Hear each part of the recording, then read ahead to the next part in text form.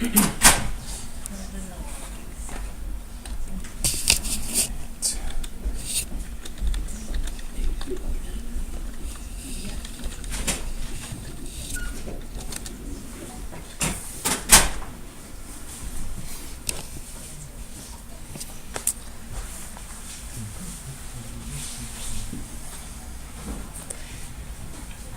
folks, we're right past 11:45, so we'll get started.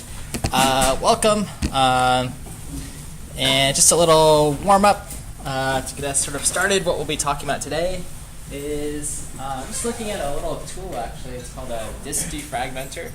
Has anyone had to defragment their disk before, or been sort of recommended to do so for performance?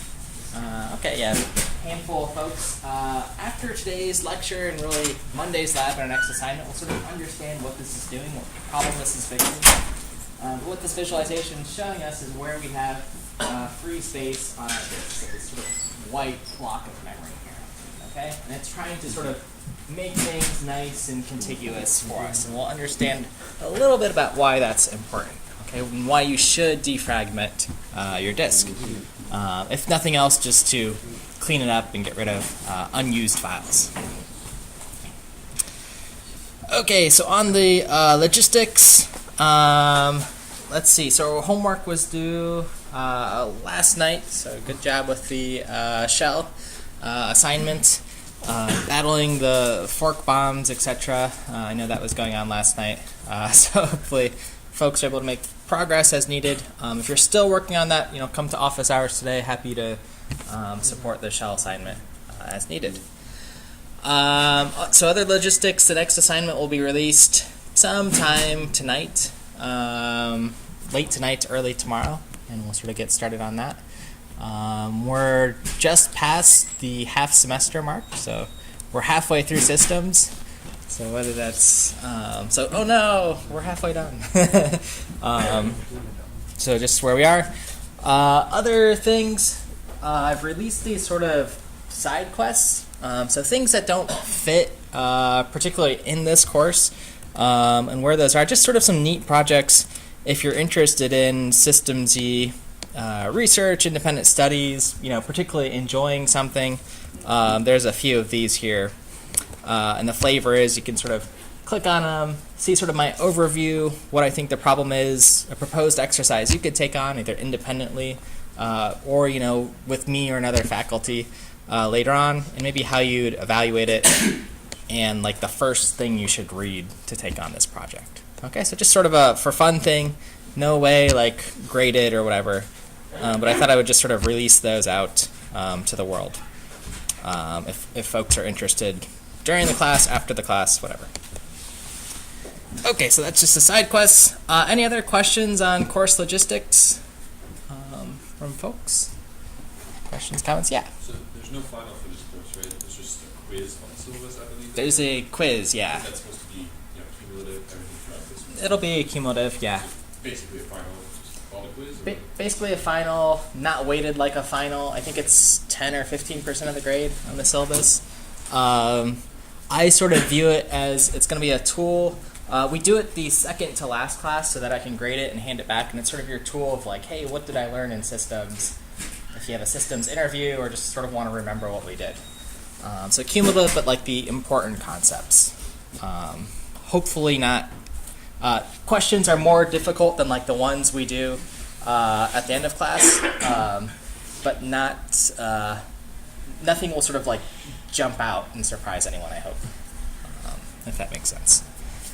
Other course logistics questions? So yeah, if you're booking flights home or whatever, we don't have anything during the final week in this course. Labs due on Monday, yes. The cache simulator and processes. So make sure that stuff's pushed. Okay. Otherwise, we'll continue on. So we are recording. Last class, so last Monday in our lab class, we talked about E-way set associative caches, and this idea that they were a little bit better than our directly mapped caches, and that we could just find any position where we had a free position in the cache and move something there.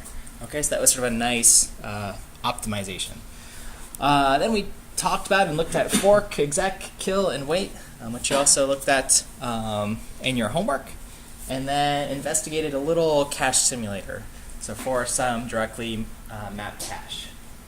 Okay, so that's what we were working on last time. And today we're going to talk about virtual memory.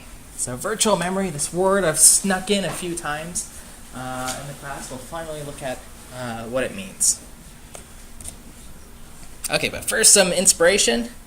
This is from Stephanie Kwolek, who says, all sorts of things can happen when you're open to new ideas and playing around with things, which I sort of like, sort of supports what we do a lot in this class, sort of experimenting, writing small programs. If we break something, you reset your machine.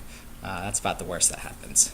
Okay, so Stephanie was a doctor or a chemist at DuPont, and she invented Kevlar, which is kind of cool, just sort of experimentally playing with things, and I think she's won several prizes for this. So my take on it is that sometimes that means interdisciplinary research, so sort of applying what we're learning in this class to other fields, which leads us to another scientist, Fritz-Rudolf, who's a German physicist. He's actually credited with inventing virtual memory.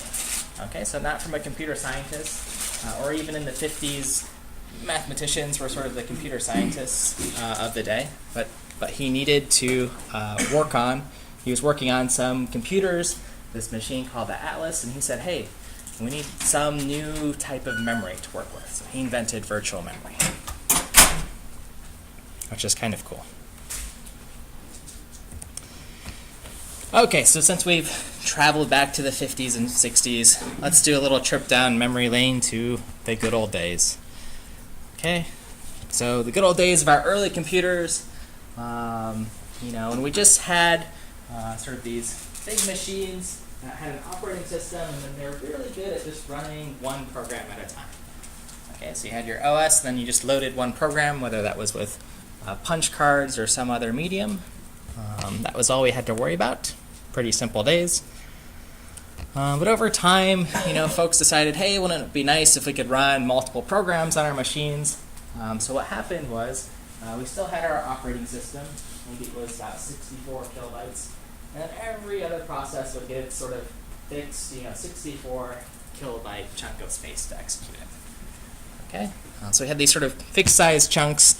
And then we had these other ideas that we've talked about, sort of context switching and sharing time between each process running, which is, was nice.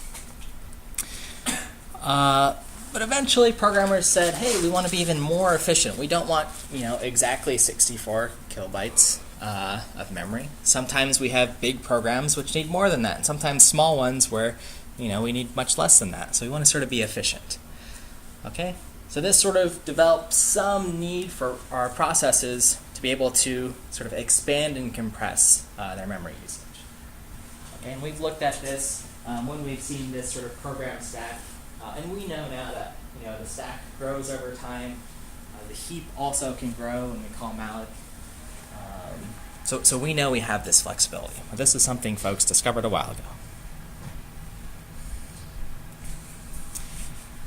Okay. So, during this time, and sort of what we've learned from this class, this is sort of how we think of memory. Right? We have our CPU here.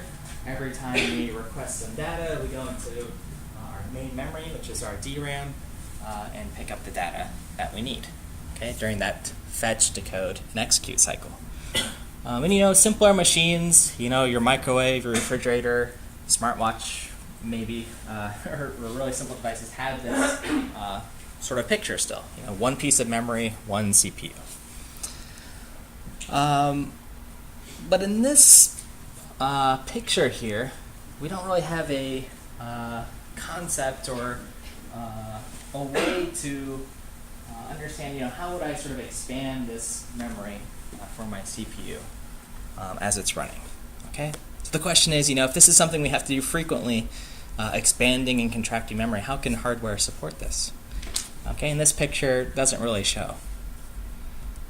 So we need a new picture and a new piece of hardware. So what I'm introducing today is called the Memory Management Unit, the MMU, is what it's abbreviated as. And what this does is every time our CPU requests memory from some process that's running, that process actually has something called a virtual address. Okay, so something that's sort of made up, in a sense, by the operating system. It goes through the memory management unit and translate that virtual address into the real thing. Where does it really exist in main memory? Okay, and we have a piece of hardware to do that translation really fast, from virtual to the actual address. Okay, so we've introduced, yet another layer of abstraction to solve this problem. Okay, so again, MMU's job is to figure out or translate mappings from main memory to our virtual addresses, back and forth. And once the address is determined, so this actual physical address that's here, we move the data over to our CPU in chunks called pages. Okay, so page of memory, I'll sort of define and redefine the term a couple times, is typically 4,096 bytes, or 4 kilobytes at a time. So that's how much information is sort of moving back and forth. Okay, so here's an example, again with our visualization. CPU is doing something, fetching, decoding, executing instructions. So it requests some virtual address from our program. It says, hey, give me the data in 0001 in a program.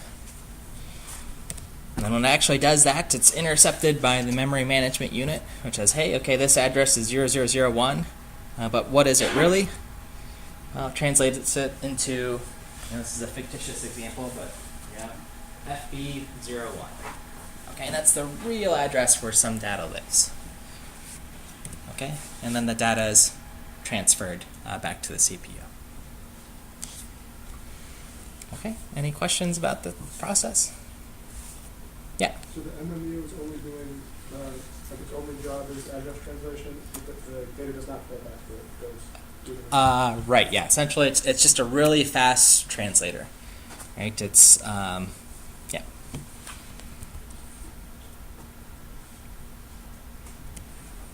Okay. And the cool thing is, since it's this dedicated piece of hardware just for doing one really specific job, is that it's considered one of the greatest ideas of computer science. So that's what we're going to look at today. One of the greatest ideas of all of computer science. Now I have a slight bias towards systems problems, but this actually solves a lot of problems, and we'll sort of understand why and connect a lot of the things we've learned in this class together. Okay, so virtual memory. Diving in a moment. But before I truly move on, I've sort of described this translation thing. What possible benefits of it are there? Like, why do you think this is the greatest idea? I'm going to call it the greatest idea today, one of the greatest for us in our sort of modern times. Anyone have any sort of intuitive guesses? I guess we've sort of like introduced one problem that it's solving. Yeah. Generally like abstractions. We love abstractions. Yeah, absolutely. So maybe this is going to make our lives as programmers much, much easier. That'll definitely be one of the reasons. Anyone else have any sort of like intuitive guesses? Yeah. It certainly helps with security in that, now it helps keep programs separate from each other, so that a program can't say, well, I want to access this memory of this other program, because the memory management unit would either complain or not do it correctly. Oh, okay. So you're saying when the CPU is requesting something from the memory management unit, its job's to translate things, but maybe also to say, hey, should I even translate that? Do I have a right to do that? So there's some sort of protection layer there. That's absolutely right. Yeah, those are two good ones. That's 2 of 3, and the first one we sort of looked at, this idea of expanding things. So spot on, folks. Here's the three key advantages that I've sort of that I think are the most important one that we sort of introduced is we want to use our main memory efficiently, and we can even assist with caching, right? Second is it sort of simplifies memory management for us as application developers. This is that idea of abstraction, right? This virtual address, we'll sort of see what that means for how we think about memory. And then third, this is sort of for security, right? We sort of isolate address spaces. The memory management unit can make sure, hey, we're not touching memory we shouldn't be. What happens when we touch memory that we shouldn't touch in our programs? What's that error we get? Seg fault. Yeah, we got it. So it's actually, seg faults are actually a good thing. We should be grateful in some sense of them. Okay, so running through them briefly, and then we'll dive in. Reason number one is we use main memory more efficiently, and it can even help us assist with caching. Okay, so our main memory, this is RAM, and we can think of this like a cache, right? In fact, that's how it's going to be used, sort of traversing down our hierarchy. When we send these addresses, we'll be able to look up and see, hey, something here very quickly. Okay. And if I'm sort of thinking about, this other picture we've seen here with the RAM or our SRAM, that's where we saw the cache. They kind of look the same, right? We just stick something in the middle. This simplification of memory management, this is for us as programmers, application developers, is that we can think of each process as just this linear address space. And that's what we've always said in this course so far, right? If we go to our second lecture on learning C in a day, right? We just had this sort of linear address space. And that's true. That's how we think of it in our process. We'll sort of find out that's a little bit of a lie. Things are broken up a little bit. But to us as programmers, we just see 0 through whatever. Okay? And I like that. That's easier for me to remember. And then the third is for this isolation of address spaces. That is, one process can't interfere with another. This could be at sort of the process level, as described. You can't overwrite some other process when it's doing. This can also mean for what user programs are doing, to make sure we don't access our kernel, our operating system. Right? That's sort of protected memory that we don't want to touch. Right? You don't want to accidentally delete your operating system when you're running. Which is good. And then finally, we don't need to sort of memorize any specific addresses. Meaning, if I plug in a flash drive into my machine or a second hard drive, that's its own sort of address space that can be managed. Okay, so virtual memory helps us with that abstraction. Okay, so sort of another high-level view. The kernel itself for our operating system, that's this giant block here in the orange. It gets its own sort of memory region. However big that is, 1, 2 gigabytes. We don't want anyone to touch that space. But the rest of this block, so however big our main memory is, 8 gigs, 16 gigs, whatever. This is for our user space programs, the stuff that we're running. User space addresses or user space programs. Okay. And those are all now we can think of as just virtual addresses.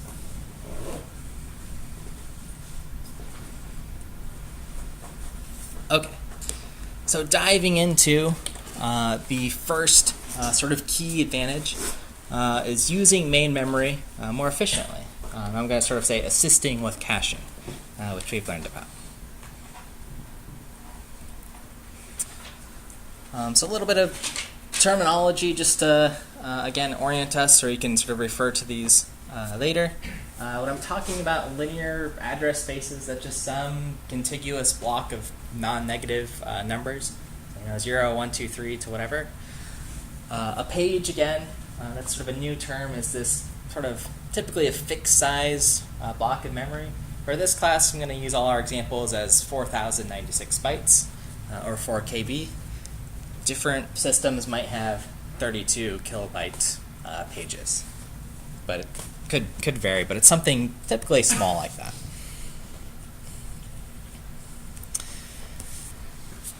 Second, virtual address space. Again, just some set of virtual addresses 0 to n, I'm going to call them. And that's different than a physical address, right? The actual address or something less, where your actual home is. Okay, and that's just some set of m addresses, 0 to n, whatever that is. It's a different range. Okay. So again, we have two different address spaces: our virtual one and physical. Okay, so here they are. Physical address space. That's what's used by the hardware, right? The hardware actually needs to know where exactly something exists, and the virtual address space, that's used by us in software. And for us, as application developers, we don't have to worry about this translation, right? We have dedicated that MMU that takes care of the translation.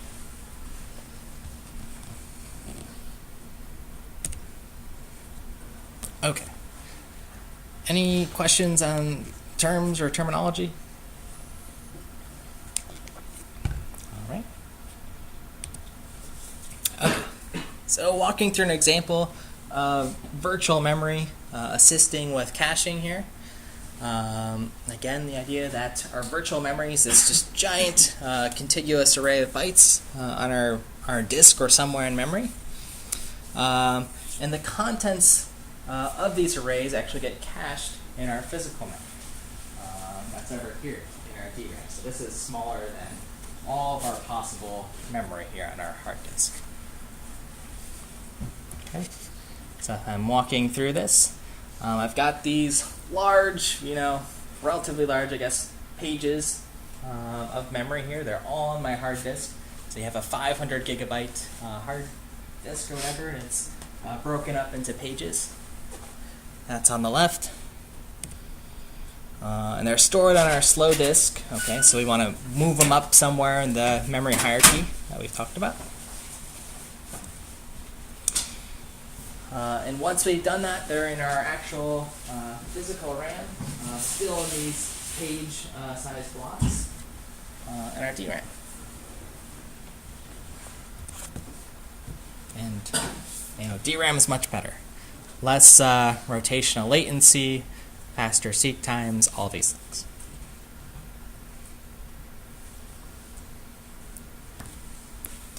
Okay. So again, this is just the idea that our cache, we talked about this previously, that we have, that cache, the L1, L2, L3, that's really close on our CPU. That's nice and fast. So we want things into DRAM. Again, that's where we're accessing memory in this class.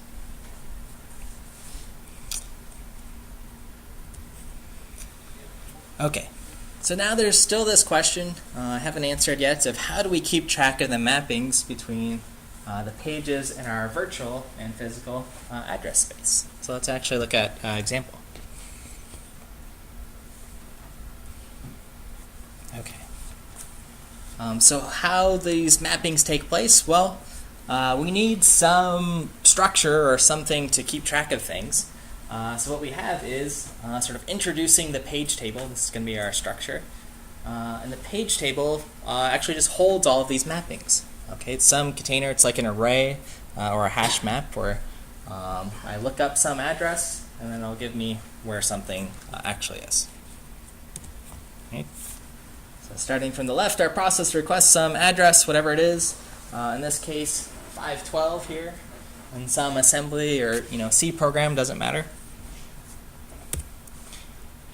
We look it up in our page table and say, okay, the virtual address this process wants is 512. Well, actually that's 12 here. So again, we look in our DRAM. If it's actually there, then we retrieve that value and send that data into our process. Okay. Okay. And again, the thing to remember is we're actually looking up pages. So we'll figure out how to decode this. This example is just showing byte 512 is really byte 12 here. Because otherwise our page table would get super, super big, right? If we have 16 gigs of RAM, we could store, only 16, gigs worth of bytes. Okay, but we're just storing page numbers.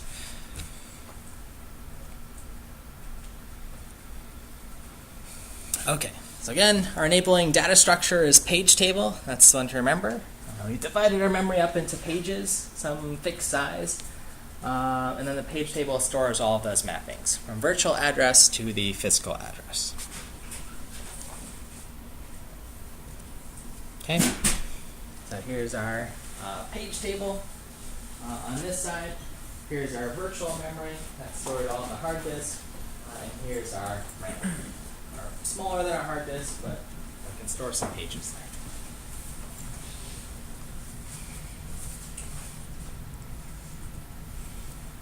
Okay, and the boxes here in the gray, I'm just sort of showing are, these aren't in RAM. Page table knows where they are, but it knows that they're not in our fast memory yet. Okay, they're not cached there. Yeah? In the previous image, there's like an arrow from the physical address space to the virtual address space. Does that mean the memory goes direct, like does it directly grab the memory from there? Let's see, you're looking on this one. Yeah, the top arrow there. That goes This over. one? Yeah. Yep, yeah, so once I know, so the page table just sort of keeps track, and we're still fetching our memory from here. Okay, it doesn't have to go through like that MMU. Right, yeah, so after it's been looked up, we know where that address is. This picture we know is a little bit of a lie too, in a sense that once we get it from DRAM, we're moving it into like SRAM first and then maybe a register. But yeah, for all purposes, right, it's coming just from DRAM. So then does the processor like get the physical address? Yep, you got it. Yep. Yeah, processor has the actual physical address where things are, just to make, that's how things have to work. Because if it's just this virtual address, what we'll notice in a few examples later, these will actually repeat in our programs. Because to us, right, they're just 0 to whatever for every process. Yeah. Everyone understand that distinguishment? Once we actually go through our page table and get the physical address, that's what our CPU actually means, the actual address. Something is.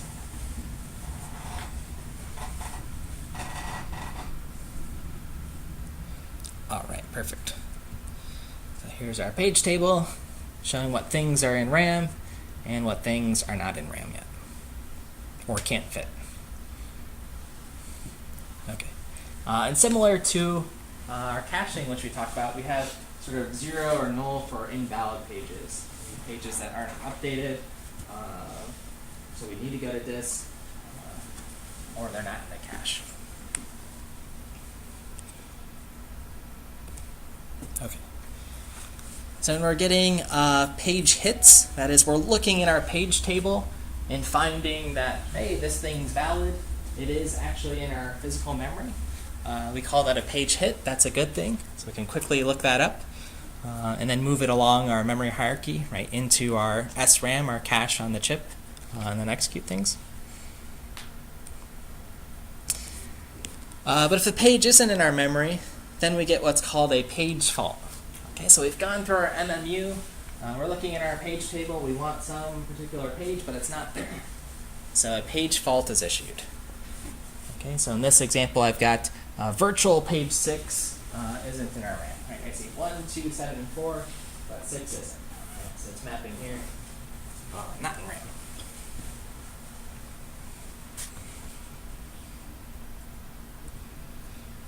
Okay, so here's sort of a page fault example. In page fault, you can just think of as a DRAM cache miss, another name of it. Right? So all the stuff that we learned about caching from previous lecture should sort of look familiar today. So we have some program here, right? I just have some big array, A of 1,000 integers, and then I want to write to that array. Okay, change some values. So the operating system's going to say, hey, this address is not valid, right? This page isn't in our RAM. Okay, so it says, hey, it's not in the page table. So the operating system, well, the proper behavior is for the operating system to do something about it, not to just say, well, terminate. But so the operating system, what it does is it's going to handle this exception, right? So page fault is one of these exceptions on our exceptional control flow taxonomy. There's that little tree. Okay, so what's the operating system need to do? Well, when it's handling this exception, we need to evict some page away, some victim. Same thing with our cache, right? We had to move some stuff out by some policy. And then once it is in our cache, then we can restart our instruction. So A of 500 equals 13 and start executing again. Okay, then we get a page hit. So move something effectively in the cache. That's what's going on here. Okay. Everyone okay with this idea? Something's not in the cache, so you get a page fault, and then we've got to move it in before we do something. Right? Because we want stuff, again, to be fast in our faster memory. So here's sort of the walkthrough with the example we've been looking at. So we try to access A at 500, write a new value to it. That's what we're trying to do.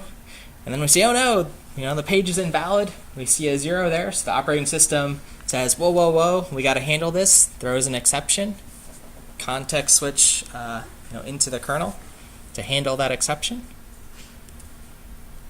We evict somebody from our physical array. So I'm just picking one at random here, but there's some eviction policy, right? Whether it's LRU, random, whatever.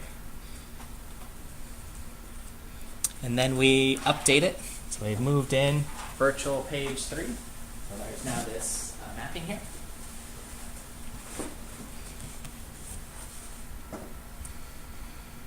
Virtual page 4, as a result, is evicted, so we update that in our page table. And then we resume from where we left off. Okay, so now we can finally perform our action of just writing a new value to this array.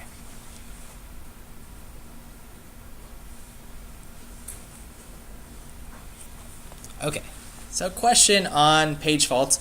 I mean, one, I guess this is just kind of cool. Again, no more magic. What's going on behind the scenes here? All this stuff. But a question on, when you execute your programs, looking at that example, do you think you get a lot of page faults? What do you guys think? I'm executing a program for the first time. I've just rebooted my machine up. I see some head shakes. Yeah. Right, if our RAM sort of cleared out, we'll actually get quite a few page faults from even just simple little programs. But if we're not sure, there's a way to measure. So I'm going to introduce a cool tool. It's called perf. It's a profiler. Perf is like a performance profiler. So there's a few commands that we can run. So perf stat is the one I want to show, and then you run on your program. But first I've got to show the slide. So everyone look at the slide. Everyone look. Danger. Don't run this on the CCIS machines, okay? Because we have to run with sudo. So who knows what sudo does? And want to tell or explain? It stands for super user do. So Yeah. it would go down to the root user run command. So if you want to install something like yum install, you need to be able to do sudo. So, but because of the CCI servers, you don't want us installing stuff to them, so you don't give us that access. Yeah. They don't even give me this access either. They don't want me doing it. Because I could do something dangerous. I definitely would mess something up, right? So you can't run sudo on CCIS machines, as you said, because it makes you the privileged super user. You can delete things, install things, do whatever you want. So if you run sudo, you'll get an email with them saying, hey, don't do that. I've gotten some. But what you can do is you can run this on your virtual box that we set up, right? So everyone's got Ubuntu or Windows Linux subsystem or whatever set up. Okay, so you'll sudo, you can install these Linux tools, that's what they're called, and then you can run perf stat, so it gives you the statistics for this profile. Okay, and I'm just running on this little program here that just prints out what this array is. Okay, so here's an array, I set a value, and I print something out. That's it, small program. So if I actually look at the performance counters, what happened here, I sort of go down, down, down, down, down. Let's see, page faults. There's 55 page faults for that little program. That seems like a lot for this. We definitely know there's like one here, we just talked about it. Maybe there's a bunch here, like in some library function going on. Maybe there's some more for just like setting up a program, some registers and whatever syscalls are going on behind the scene. But regardless, that's a lot of page faults. Okay, maybe that's one way to measure how well your program's doing. Other things you can look at on your program, there's like how many branches are there. So there are a lot of branches and branch misses here. Right? Again, our computers are doing things very, very fast. So this is just one tool you can use. And it's very precise because it's actually looking at the hardware and saying, hey, the hardware is keeping track of like how many page faults were there. Okay, so this is some cool stuff. This would be on like one of the side quests, like investigating perf and building your own like perf tool, which would be cool. But again, don't run it on the CCIS machines. If you get in trouble, it's not my fault. You've been warned.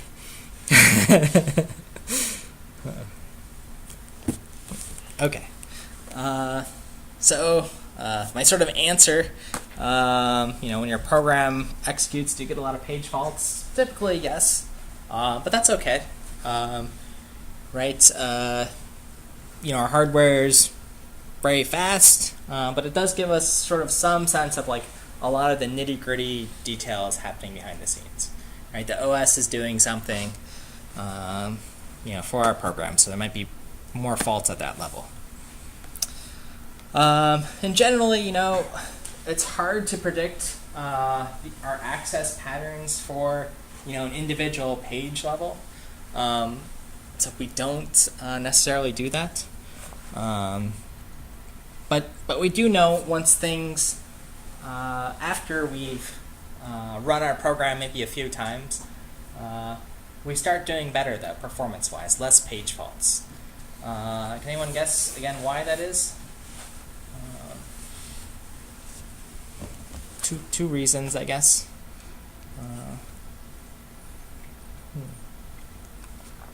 Yeah. Just because things are already loaded.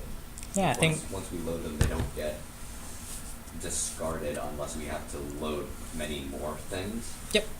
Yeah, things are already loaded. That's the true answer.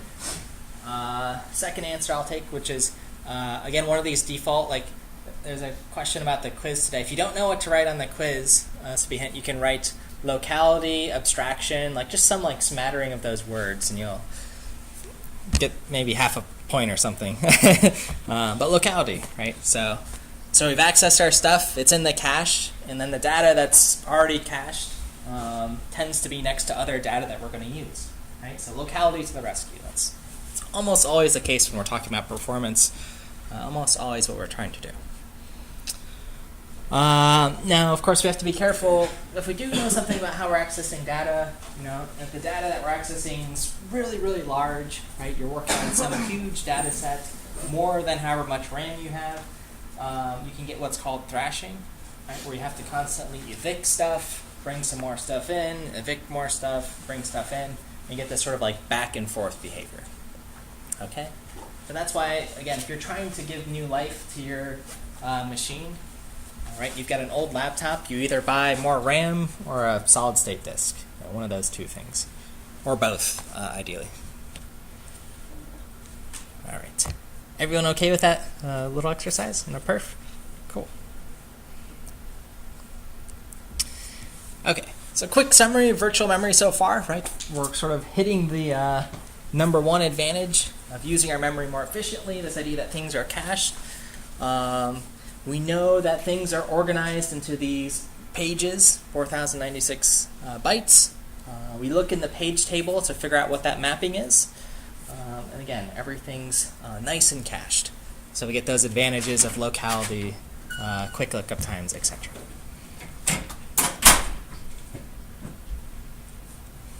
Okay, so that's number one. Number two, simplifying memory management for application developers. That's me. I like this one. This is my favorite one. Makes our lives easier. And again, this is just the idea that each process has its own virtual address space. So again, we can just view our program as a linear array of memory. Okay, some contiguous amount of bytes. The reality is, or that we're learning today, is that pages could be scattered around wherever they want, but it doesn't matter. Memory management unit and operating system are going to make things easy for us. Okay, so here's an example.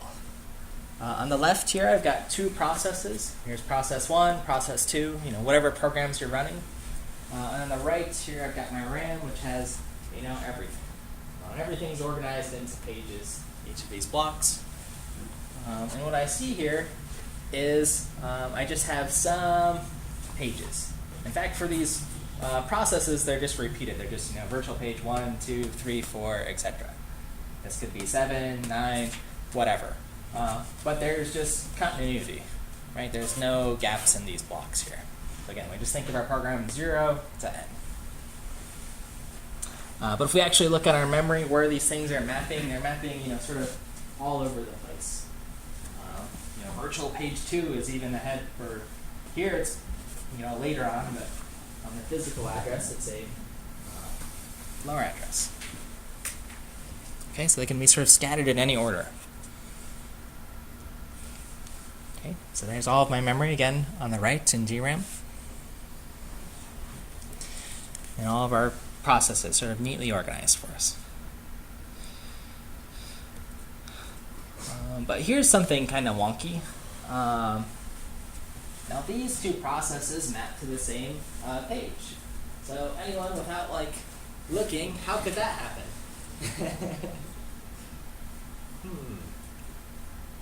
Well, should I just read it off? Sorry, I spoiled it. But if we have two different processes and they're both pointing to, say, read-only code or some library code, then we can actually share here. Oh, that's kind of a nice optimization too. Right, so I don't have to duplicate a bunch of pages. Right, this data is not going to change. It's our read-only data. So that's what I've got. Maybe we've forked a process, and the .text section of both those processes is the same, right? So the code's not going to change, so just they're the same page. Okay. Or even better, if it's a library or something. Right? So this is sort of bringing in, what we learned a little bit about linkers and compilers. If we have some library that we're dynamically linking to, right? We just have one copy of that library that we're pointing to execute some code. And we can have a whole ton of processes pointing to it. That gives us a nice sort of memory savings. Okay, that's why we like these sort of dynamically linked or shared libraries. And then other, portions of programs, like we said with fork, if we're just duplicating something, the read-only section especially can all be duplicated. What the read-only data is, text, etc. Stuff that's not going to change. All right, so cool. The linker is back in. We're respecting the linker again. Okay.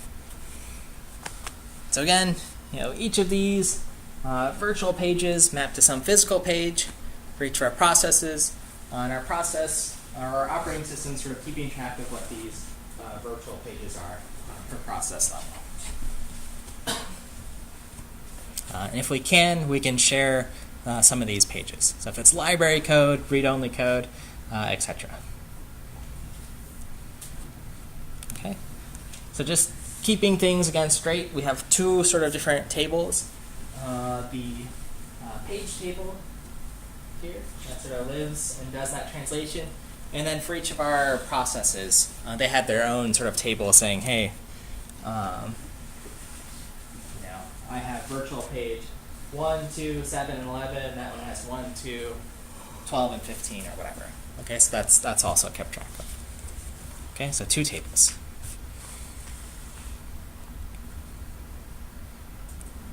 Okay.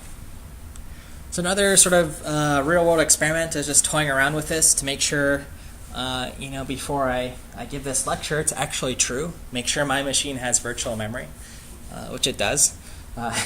So here's two instances of a program, right? Just a little main, it just prints out an address of some variable. And I'm running this in GDB, right? So this is an experiment you guys can run. You can go in the text user interface, the TUI mode, that control X2. And if you look at the actual addresses for these programs, where they start, see 555 whatever till 546B2. And if I look at the second one, it's running in a different window, 546B2. Okay, so they're the same. So maybe the operating system noticed, hey, these are the same programs, the same .text sections, and started running them. So then I got a little bit more suspicious and did another experiment. So that might be true. The operating system just said, hey, same code, same page, run this thing. Same addresses. But I wanted to really make sure that we have this idea of this linear address space. So I ran another experiment. This time 2 different programs. Make sure the text sections are different. And I looked closely at the ranges to see what they are. So 0x5555, whatever, like that, 4 digits, to see if things overlap again. Is this 0 to whatever number? And if I look closely, I do see that some of these addresses do repeat or overlap. Okay, in my examples. Okay, so that's just a little experiment you can run to see that, hey, this 546D6 or whatever overlaps with this 546D6. Okay, 2 different programs, but from my programmer perspective, it's just some range of bytes here. Okay, so that's nice. I don't want to keep track of the actual physical address in RAM. MMU does it. Okay, so we're marching along to number 3, this idea that we can then isolate address spaces. So we talked about number 1, we can use main memory efficiently. Number 2, that's for me as a developer, I don't have to worry about mappings. And number 3, this idea of sort of protecting ourselves. Okay, so virtual memory protection, this idea that certain files have certain permissions set. Okay, so you can run, again, this experiment, do ls with the -l flag, and you'll see, who can read this file, who can write and modify it, who can execute it, etc. Okay. So with virtual memory, same things going on. So in our sort of page table, we have the address mappings, but we also have information about, can I execute this page? Can I write this page? Is this a read-only page that can be shared? Okay. So if it's something that's read-only, that can be not written to, but maybe executed, like that's a candidate for a page that can be shared. Okay, so now we've got these permissions. Then we've got, like, do I need to be a super user to access this page? Okay, so that's also the information being kept track of in this page table.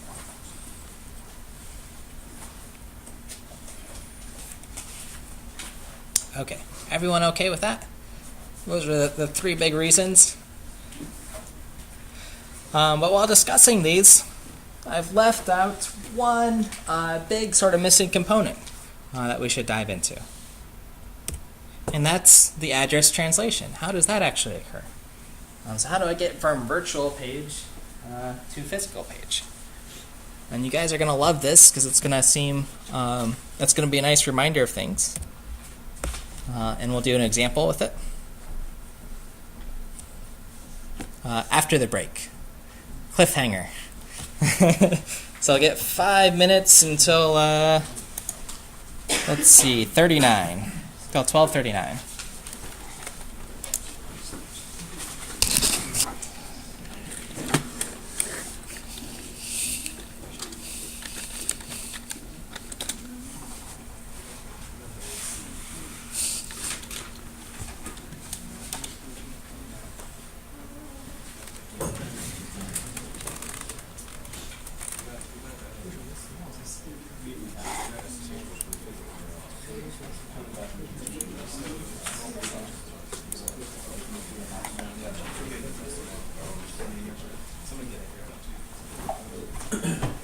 What do you design the model of the Yes.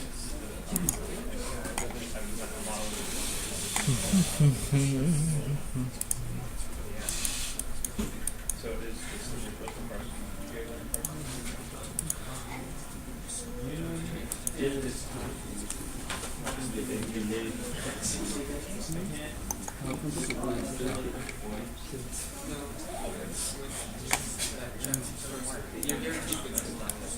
You have a factory like I know lots of people. No, so like when you have this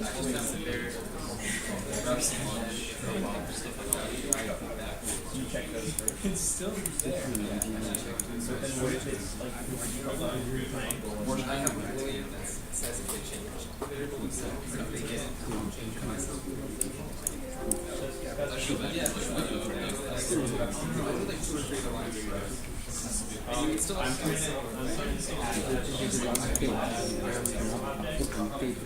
and then there's a method of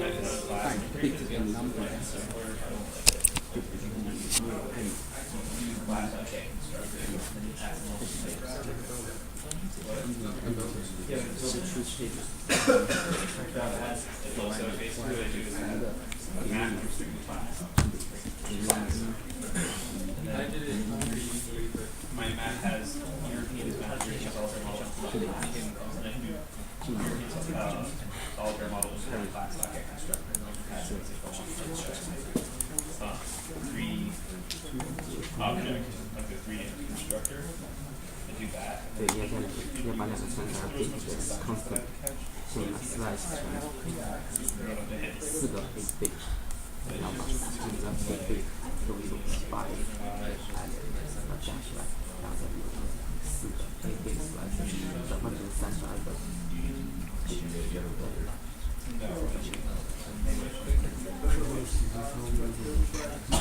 Because if you did that, it would really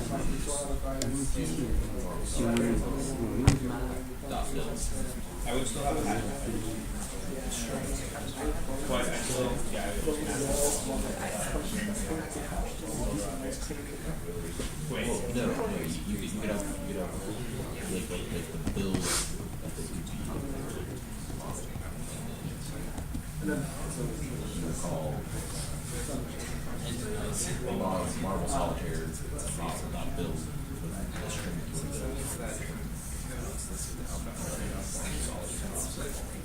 Oh yeah. So I'd have to.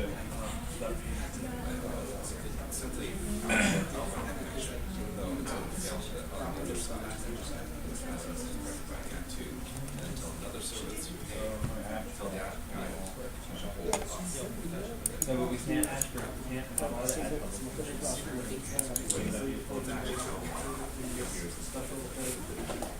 Yeah. I want 2 pointers have the main message in my solar, which like was like just.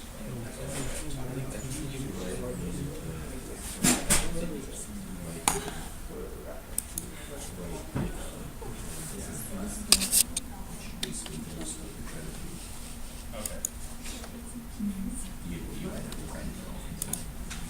Yeah. Wait. So then. Yeah, but then it would be basically. Or no, it would find a. All right, folks, we're at 12:39, so I'll bring us back in action here for the big suspenseful, the address translation. So I'll run through an example, and then we'll see it in another word for our video of the day, and keep chugging along. All right. So our basic parameters, some of the notation that we've seen before today, just on sort of the addresses in a virtual space, those are with n. Addresses in physical space with m. We have some amount, and then we have some amount of pages, okay, with a capital P. Components of our virtual address, we have a virtual page offset and a virtual page number. Okay, so I'm going to have some amount of like bytes, maybe 64 or 64 bits, let's say, and some of them are going to be used for the virtual page offset. and for the page number, just like in our caching. And then for our physical page address, our physical address is PA. We have the physical page offset, which lines up with our virtual page offset, and the physical page number, so what that actual page is. So I'll find the actual page, and then sort of like offset within that page where we are, the actual data we need. All right, let's see what it looks like. Okay, so another diagram.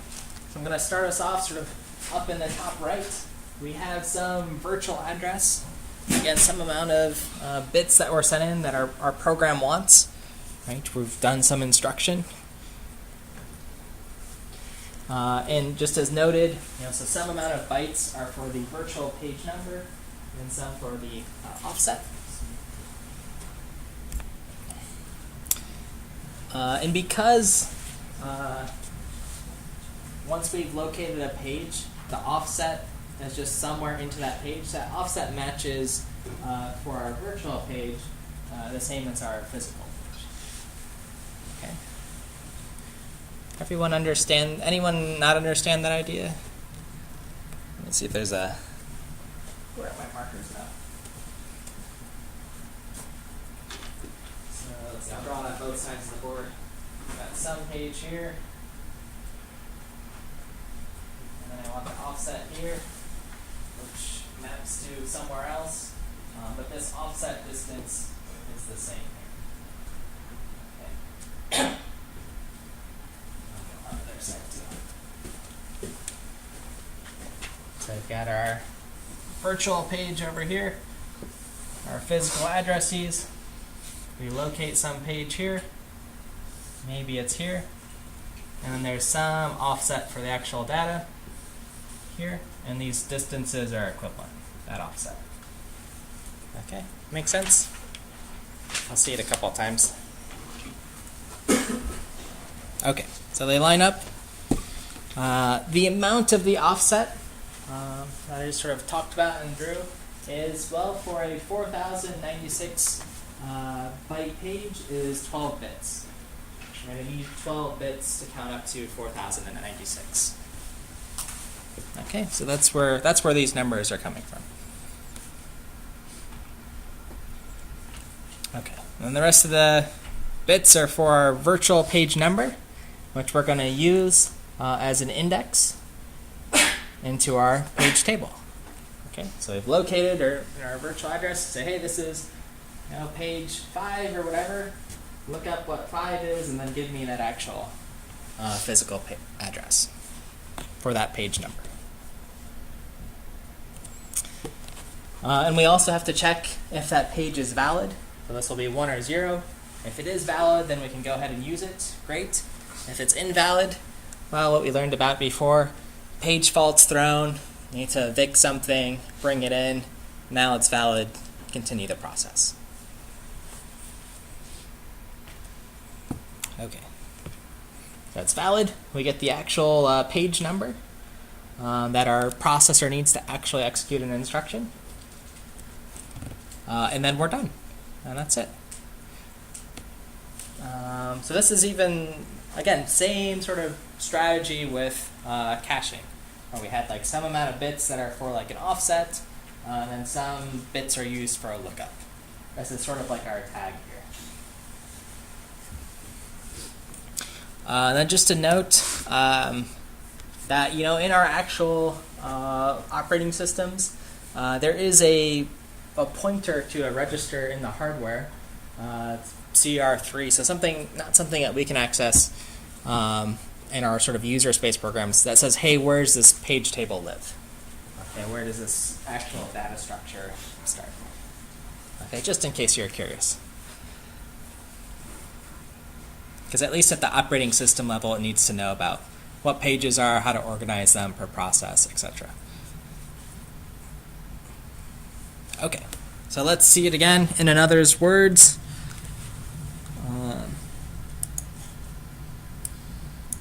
Now that we know that the program generates virtual addresses, but the processor needs physical addresses to access the actual memory, let's see how the processor does the virtual to physical address translation. So the program generates a virtual address. This is what the load, for example, will compute as its address. The processor divides this address into the page offset part, which tells us where in a page we are, and the virtual page number, which tells us which page in the process are we talking about. If we have a 4 kilobyte page, 12 bits are telling us where in the page we are, and the remaining bits are telling us what the page number is. So let's consider the address FC51908B, which is a 32-bit address. The least significant 12 bits are telling us where in the 4 kilobyte page we are, so that's the page offset. The more significant bits are telling us what the virtual page number is. Now what happens is we take the virtual page number and use it as an index into the page table. In this case, the index into the page table will be FC519. So we find the entry with that index. What that entry tells us is what the frame number is that corresponds to this virtual page number. That is, where did we put that page in the actual physical memory? Let's say that the frame number in this entry is 00152. We take this physical frame number and put it together with the page offset into a physical address. And that is what we use to actually access the physical memory. In this example, the physical address is composed of the frame number and the page offset. So this is a 32-bit physical address that we will use to access the memory. Note that the page offset is present in both the virtual and the physical address. So from the virtual address, the least significant bits that correspond to the page offset do not change when we translate into the physical address. But the virtual page number does change because it gets translated into the frame number. All right. So cool. Kind of neat, kind of elegant little computation there. All right. All right.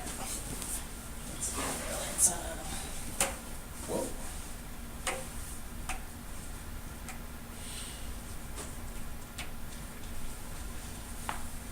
All right. Okay. So, you know, that's a cool process. Doing this sort of by hand, not too bad. A couple of steps, right? So if I'm just sort of counting them, one, break this up, find this number, look up things, maybe page fault, have to jump into memory. You know, so 5 or 6 steps here. So I sort of say, you know, this sounds like too much work. It's elegant, it's a nice mapping, but can we do a little bit better by introducing yet more hardware to make this process faster? Because at least these page faults are bothering me, because that was a lot of work combined with this step. If everything's a page hit, maybe not too bad. But let's look at our memory management unit again, looking at the hardware. So back to this picture where we've got our CPU, and we've got our MMU, which is the translation, and then it's looking at these PTE, page table entry addresses, and giving me the actual page table entry, and then the physical address, and then returning things. Okay, so step 1, CPU attempts to do something. We do like a move instruction in assembly. We get the page table entry address. So that's this guy from our page table. Hopefully it's valid. On a hit, it's valid. So then we can read from the memory into our page table entry. And then now we can get the physical address. Okay? And then finally send the data. Okay? So that's sort of the process, but there's something weird here going, and maybe someone can tell me, just sort of looking at the picture, how many like memory addresses are there actually here? I just did move instruction. How many times do we have to jump into memory? So we have to look in our page table once. That's what that first one is, page table entry address. And we get the actual page table entry that says, hey, this is the page. And then we touch memory again and say, hey, here's the physical address we need. We got back. Right? So that's 2 entries into memory each time. That seems like 1 too many, right? Because I just wanted one thing. I'm trying to be efficient. So how do we solve this? Well, one of 2 answers. There's our 2 memory accesses. Well, we'll introduce more abstraction, right? Because the case is even worse, as mentioned, with the page fault. Okay, so I've had to make some of these steps smaller so they fit on a slide. But right, if we go to their MMU and looking at sort of step 4, if we get this exception, then we have to do this whole thing of like going to disk, and the disk is really slow, and then bringing in a new page, which is fine, and then making sure that comes into our MMU, right, and then we have to run our eviction policies, replacement policies, etc. So page faults are potentially expensive if we're doing them very frequently, right, and having to go to disk. Okay, so that's what we looked at here, bunch of steps. So we want to speed up our memory accesses, because we'll find out memory, it can be, you know, it's one of the bottlenecks in our programs when we're accessing things. So if we want to speed it up, we're going to introduce yet another piece of hardware called the translation look-aside buffer. It's got buffer in the name, but we know better. It's really a cache. That's how we're going to make things fast. It's a set associative hardware cache that lives in the MMU. And it's going to contain a complete page table of entries for some amount of pages. You know, just a smaller amount that we're accessing often. Okay? So the TLB stores recently translated virtual memory to physical addresses in some table. All right. So we'll add 2 new items in our sort of notation, the TLBI, the index, and then the TLB tag. Translation, look aside, buffer, index, and tag.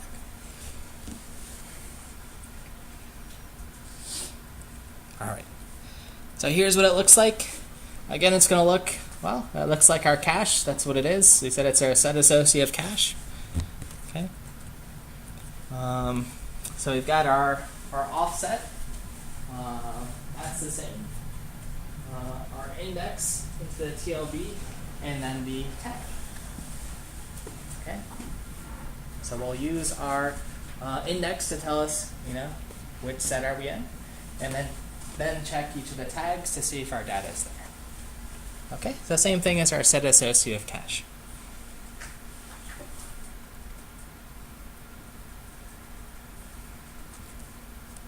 Okay, everyone okay with that?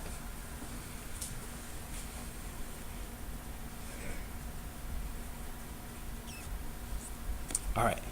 Okay, so now that we have this translation look-aside buffer, a fast cache, we can reduce our memory accesses by what?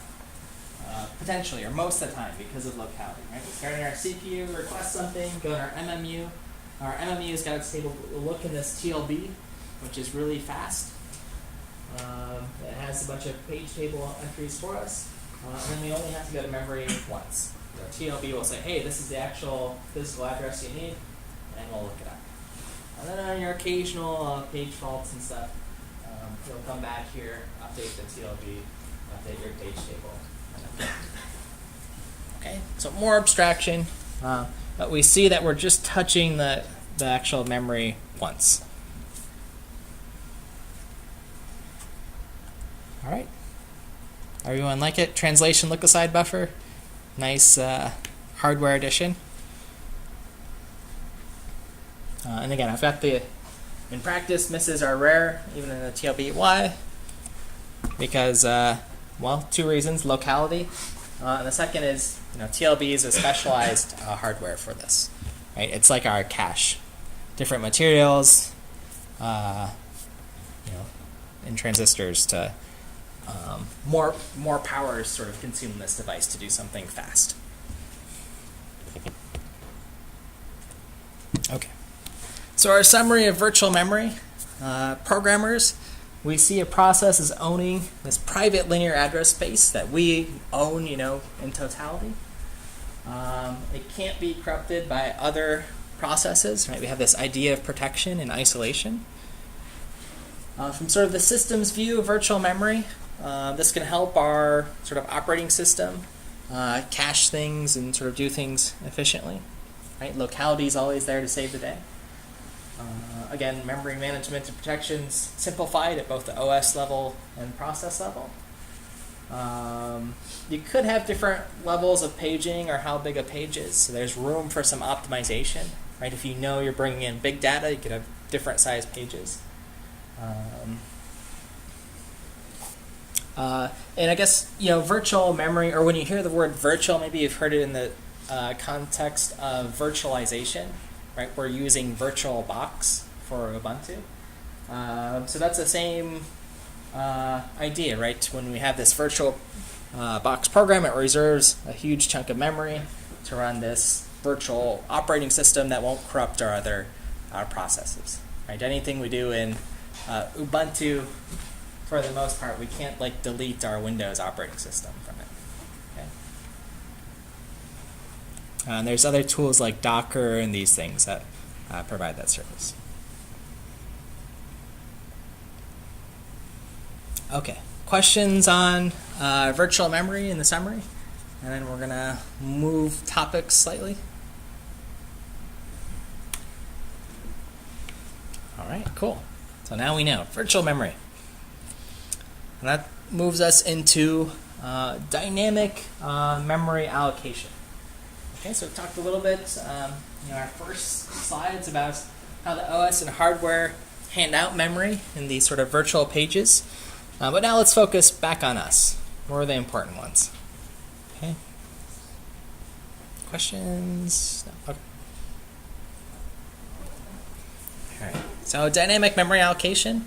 This is something we've looked at before, right? So we've used malloc to request memory while our process is running and saying, hey, we need more, extend our heap. And we were doing this with things like when we implemented our linked list, our queue, stack, etc. So other languages have similar ways of doing this. We use malloc, that's our memory allocator, to give us things. C++, Java, they have the new keyword. That's their allocator way to do it. And even if you're using JavaScript or Python, this is just happening behind the scenes for you. Okay, some sort of memory allocation as you expand a list or some other data structure. And then, of course, as seen on line 7, we always free our memory when we're done with it. Okay. So it's our dynamic memory allocators that manage this virtual memory that we've talked about. And in particular, in this segment called that data segment. Now, when looking at the heap, each of these, it's made up of a bunch of blocks. And they can either be allocated or free. So if it's allocated, it's sort of filled in. If it's free, it's with the dashes. Okay, we can expand into it.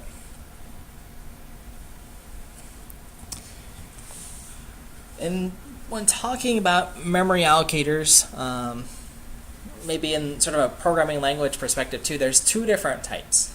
There's explicit allocators and implicit.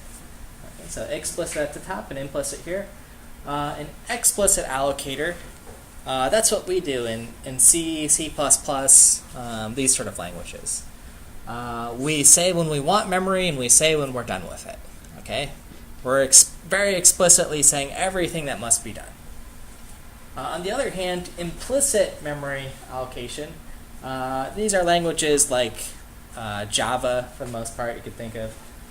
You sort of say or request when you need some data structure, new array list or whatever. And then some garbage collector comes later and it sort of sweeps away things when you need a free memory. Okay? So that's sort of the difference. Since we're in C in this class, and we want control, and for things to be sort of optimal, we're focusing on explicit memory allocators. Okay, we want control of everything. Okay, so what we have for our allocator, we have malloc, as talked about. Right, we request some amount of bytes, 7 bytes, however many, and it gives us those back. And typically in sort of nice, aligned, 8 bytes, 16 bytes at a time boundaries. If we allocate and we're not successful, maybe we've run out of memory, we get null back. Okay, so that's malloc how we've been using it. Free, on the other hand, all it does is it takes in some pointer and it returns. So it takes in this pointer to our memory, whatever we've allocated, and then it says, hey, okay, we'll free this memory. It's available for use elsewhere. Okay, and of course, if we haven't allocated P, then we'll get some error, right? If it's already been freed. If anyone's gotten like a double free corruption or anything like that, that's what happened here. Yeah, question. So how does when you pull free on a pointer, how does it know how much memory was allocated? Like I know the pointer just points to like the head of that memory region. Okay. So how does it know? Right, because someone has to be keeping track of here when we return a pointer and it's 8 bytes or whatever. How does this guy know? Well, here's the big secret we're going to uncover Monday lab in our next one is that someone actually has to keep track. And when you ask for 8 bytes, maybe you're actually getting 9, but one's hidden. That says how big something is. So when I'm actually passing in this pointer, there's like some hidden extra bookkeeper here. Let's see. I don't want to run too far ahead.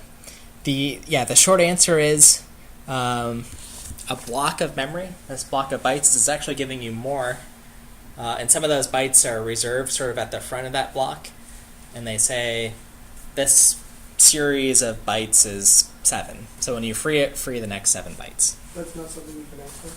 Not something we can access, yeah. Until we'll be writing our own memory allocators, so we'll be able to access it. So we'll implement our own malloc and free. That's the next homework coming up. Malloc, free, and a few other functions. And it's kind of cool. It's kind of, again, the magic's being revealed. All right, so here's all the other functions, and we'll implement some subset of these, and they're kind of handy to know about. So there's malloc, which gives you memory. There's calloc, or calloc, which is the same as malloc, but it initializes everything to 0. Right? So I've always sort of said, hey, you should initialize your memory in this class. So if you have an array, don't loop through and set everything to 0. Just call calloc. That's one quick call. Just gives you all the memory that's already zeroed out. Then there's realloc. So this changes the size of a previously allocated block, if it can. So you said, hey, my array is 50 integers. No, actually, I want it to be 56. So you can realloc that pointer. Or that pointer to a block of 56 things. Free, we talked about. That reclaims memory. Now, behind the scenes, right, because the operating system is really, as we know, the thing that's doing all the work, there are some system calls for memory allocation. Okay, so there's 2 we care about. This one more so for upcoming, but sbreak. And this is what's used by allocators. So if we actually look in malloc and realloc in these functions, and it resizes your heap. I say sbreak, I want 10 more bytes, so it makes your heap 10 bytes bigger. OS says, hey, give me another virtual page so I can stuff in 10 more bytes. That's what's going on. nmap, similarly, creates a new mapping to some series of virtual addresses. Okay? Hey, I need 6 pages worth of memory. That's what nmap's doing. Okay, so both will be handy. And both are system calls, which means, again, we context switch in the operating system. It says, okay, process, Mike's process needs more memory, give it more, etc. Okay. So here again is just sort of a malloc example with annotations, if you want to review it. Mallocing, checking, did we actually get memory back? If we didn't, exit, maybe there's a problem. Initializing it to something other than 0, otherwise add calloc, and then free.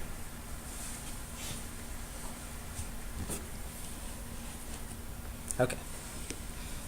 So we've talked about how we've added some hardware to make managing sort of memory faster with our virtual pages. Right? We introduced the memory management unit, this thing called the TLB, translation look-aside buffer. But why is allocation, do you think, so expensive? And if I'm just allocating memory all the time, why could that be expensive? For performance in our programs. Why would it slow things down? Any sort of guesses, or again, just sort of like intuition? We haven't talked about it. So. Yeah. It has to sort of mark each space in the array, so it's got to be at least linear time. Okay, yeah. So to this question about like how do we know what blocks what? There's some like bookkeeping going on, right? Sort of marking, hey, this is used, this is free or not. Yeah, and that's got to be linear, right? With however much memory we have. Yeah. In the back, and then Dustin, yeah.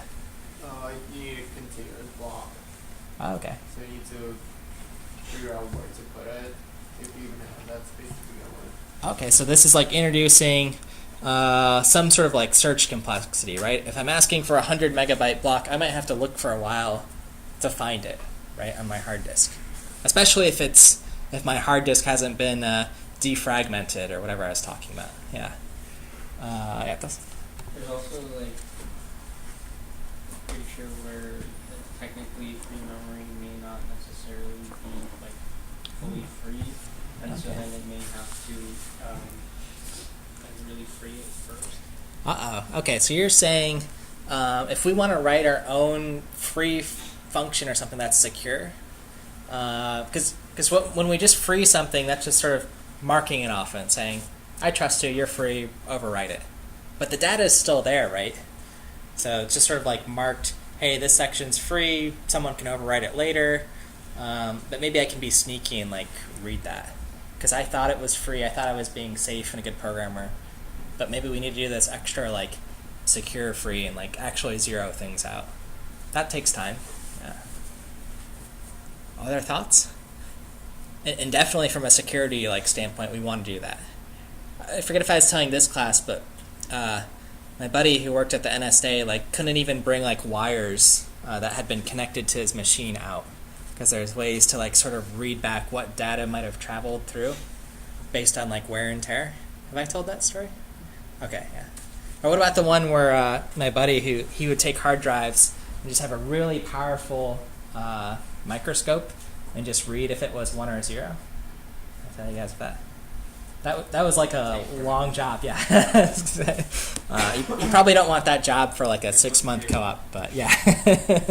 Reading each bit on a hard drive. But right, so things are like insecure. Anything that has memory, even your like, different I/O devices, you have to be really careful. So you have to sort of zero things and make sure it's really freed. So anyways, you have to like melt those wires down and set them on fire and all that kind of thing. Okay, yeah, so I like those. So allocation's expensive, right? There's all this like bookkeeping going on behind the scene. So a few of the answers that came up, right? Searching for blocks of memory that are big enough or small enough or whatever. Maybe that's like an optimization problem, finding the right size block. I mentioned syscalls. Syscalls we know are somewhat expensive, right? We have to go in the kernel. Operating system has to do stuff, save all these registers, context switch back. That can take some time. Then the secure free, I'm going to add some of these to the list. I like those. Okay, so it takes time. So here's one way we can think about memory for today. Again, we just have some assortment of blocks. Right? These are all organized into pages. Again, as a from our user perspective. We've allocated something if these boxes are filled in, and they're free if they're uncolored boxes. Okay. So here's sort of an example, starting top, working down on what's going on when we allocate. Right. So at the very top, P1, I allocate four of these boxes here. Then I allocate 5 more. I'll just say they're bytes. 5 more bytes here. Allocate 6 more, so I get 1, 2, 3, 4, 5, 6 more here. And then I free P2, which was 5, so that frees this guy. Now there's a whole bunch of space open here. And then I want to malloc 2 bytes. So I put it here. I guess I can put it here. I could have put it like anywhere here, right? Anywhere there's 2 bytes that fit in there. Okay, so that's sort of the allocation example. But maybe alluding to some of these problems of like, where do I put something? Yeah. Are things ever like moved around in some different ways? Like, because you could imagine if you were to like malloc a lot of different things of like different sizes, and then like freeing things, they might end up in, you know, where there's like maybe you're mallocing, you know, lots of larger things and there's some small things, and you remove the small things, and there's a lot of small stuff that are basically useless if you're trying to like, do things ever get moved around? Yeah. So I mean, you're getting to this, right? We have like this simple problem of just like fitting things into these boxes, and this is exactly what our like defragmenter is trying to do. It's trying to say, hey, you just went ahead and put these 2 things, but maybe you should have like done some cleanup and just like, you know, smushed everything over here. Then if this had been like, I don't know, 5 or 6 or something, or 6, I guess 6 won't fit in anywhere. But we had 6 free blocks, so we should have like reshuffled. Yeah, exactly. That's again another reason to defragment your disk, right? Because if you're going to install some, you know, big chunk of data, and we want it to be contiguous, right? We don't want it to be sort of fragmented and jumping around. Then we do need to do this reshuffling. Yeah, absolutely.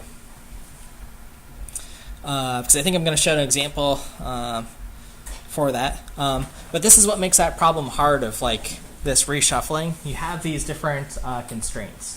You know, the first one just being you don't know how often software mallocs or frees.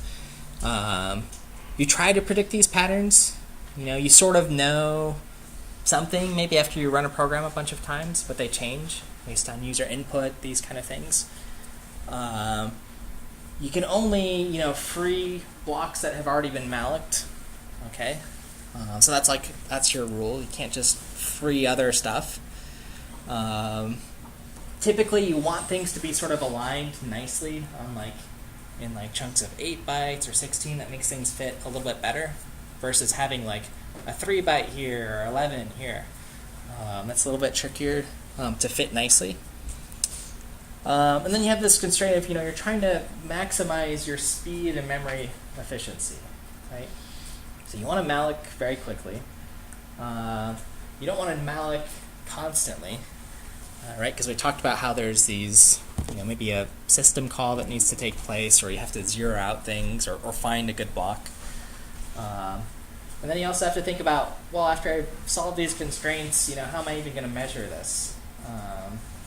You know, maybe how many mallocs and frees can you do? I mean, these are some of the things people are thinking about when they write malloc and free. Okay, so I say, you know, ideally we don't want any empty blocks ever, right? Otherwise, we're just like wasting space.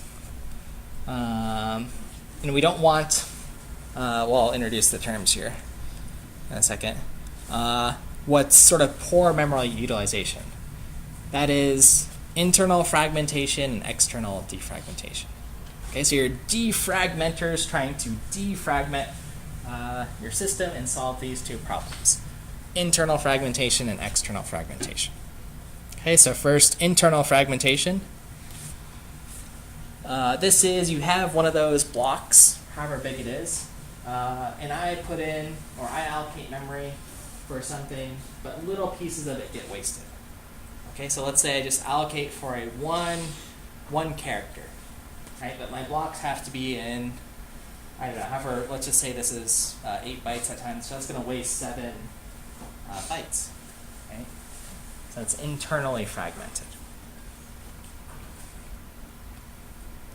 Then the opposite of that is external fragmentation.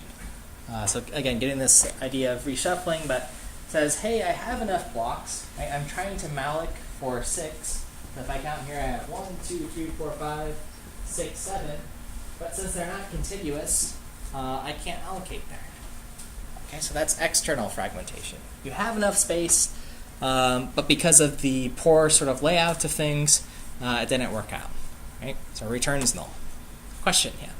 Question about So, the malloc function, is that tied to a particular strategy of laying things out, or is that like, OS dependent or what? Yeah. Compiler dependent or something? Could be, yeah, so it's definitely compiler dependent. So if you use GCC and Clang, the compiler writers might have implemented their own version of like the C library. They might both be using glibc. But it is very, it's up to malloc to decide first, am I going to reshuffle this memory every time before I put something in? It's totally like up to the implementer what happens in malloc. Did that answer your question? Yeah, okay. And I mean, if we know our architecture, if we know, at an OS level, we might know something about like how much space we have. Maybe malloc can like query some of those things and make some decisions. But yeah, so these things can get pretty wild, right? The memory allocator I write for this machine is going to be different than the one I write for my PlayStation, right? Because it has different constraints. Okay. And as mentioned, it's really hard to know though where this fragmentation is going to occur, and how often to fix it and stuff. Okay. So for the implementation of an allocator, things we need to know about. How do we know how much memory to free in a given pointer? So that was sort of a key question here. Well, the answer is we'll have to keep track, so we'll need some data structure for that. For how do we keep track of free blocks? What do we do with the extra space when allocating structures smaller than the free block? Do we try to reuse it? Do we just say, hey, this is going to be internal fragmentation, we'll live with a little bit? And then how do we pick a block size to use an allocation? Again, if I go back here, if I'm allocating just 1 byte or 2 bytes, does it go here? Or do I know to go here? So we'll have a few different strategies. That's what we'll talk about Monday. And then how do we sort of reinsert freed blocks? Meaning, I have this memory that I freed. Next time I allocate memory, do I try to put it here? Because maybe our access pattern is the same, or do I just jump to the end? Where do I start in that list? Okay, so those are all cliffhangers for what's coming up. Now we've got our in-class activity. So I'll open that up.